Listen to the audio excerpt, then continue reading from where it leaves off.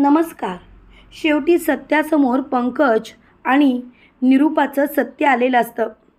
पंकज आणि निरूपा त्यांचं घर लिलाव करण्याच्या प्रयत्नात असतात. त्यावेळेला मात्र सत्यजित मोठ्याने ओरडतो, वा निरूपा वा. अगं, ज्या घरात इतकी वर्ष राहिलीस ते तुझं आईवडिलांचं घर आहे, तरीसुद्धा तुला त्या घराबद्दल प्रेम नाही. खरंच मला तुझ्या या गोष्टीचा खूप त्रास होतोय. त्रास तू असं का वागतेस तेच मला कळत नाही. मुळात तुझं हे वागणं सोडून दे, कारण तुझ्या या वागण्याला काहीच अर्थ नाही निरूपा. त्यावेळेला निरूपा बोलते, हे घर माझं आहे. त्यावेळेला सत्यजित मोठ्याने बोलतो, गप्पा बस. हे घर माझ्या बापाचं सुद्धा आहे आणि तू कितीही प्रयत्न केलास तरीसुद्धा हे घर माझ्या बापाचं राहणारच. तेव्हा मात्र निरूपा बोलते, आवाज खाली. माझ्यावरती आवाज चढवायचा नाही. आणि तू कोण माझ्यावरती आवाज चढवणारा?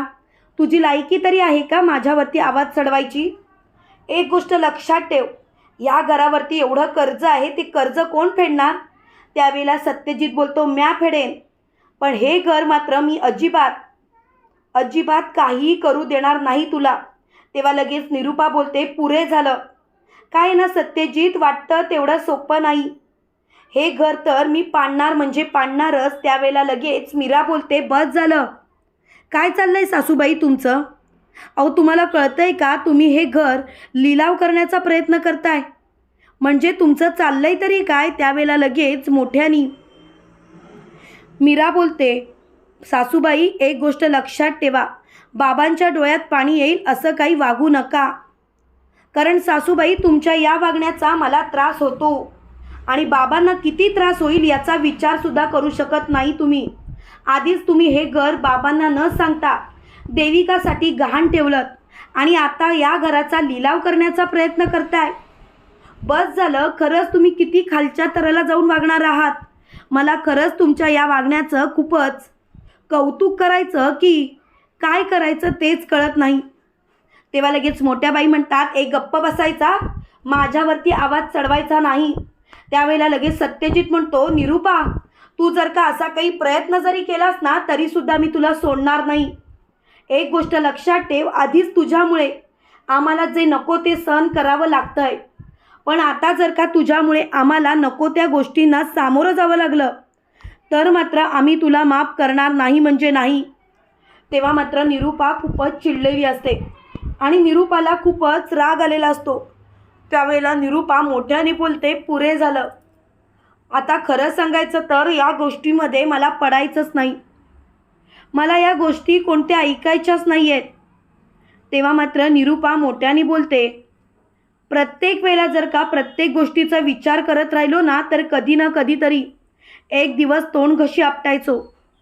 आता तर मला या गोष्टीचा विचारच करायचा नाही. खरं तर मला या गोष्टीमध्ये पडायचंच नाही आहे.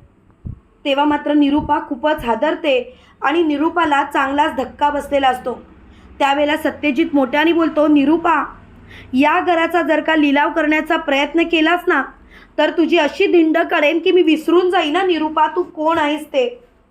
तेव्हा मात्र निरूपा चांगलीच घाबरते आणि त्यावेळेला सत्यजित पंकज जवळ जातो आणि पंकजची कॉलर पकडतो आणि पंकजला बोलतो, पंकज, एक गोष्ट लक्षात ठेव, 4 पैसे कमवायची अक्कल तर तुला देवाने दिलेलीच नाही, पण ज्या पद्धतीने तू वागतोयस ना ती पद्धत चुकीची आहे आणि त्यामुळे हे सर्व थांबव, नाहीतर तुझी काय अवस्था होईल तुलाच कळणार नाही. एक गोष्ट लक्षात ठेव पंकज, जशास तसं मला सुद्धा वागता येतं आणि त्यामुळे तू माझ्या वाटेला जाऊ नकोस, नाहीतर खूपच भयंकर परिस्थिती तुझ्यावरती ओढवेल आणि ती परिस्थिती अशी तशी नाही तर चांगलीच भयानक असेल. तेव्हा मात्र पंकज खूपच चिडलेला असतो आणि पंकजला खूपच राग आलेला असतो. पंकज मोठ्याने बोलतो, पुरे झालं. ए सत्यजित, जास्त शहाणपणा करू नकोस.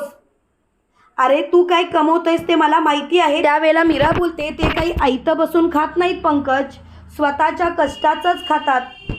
4 पैसे जर का कोणी कमवत नसेल ना तर तो तू आहेस.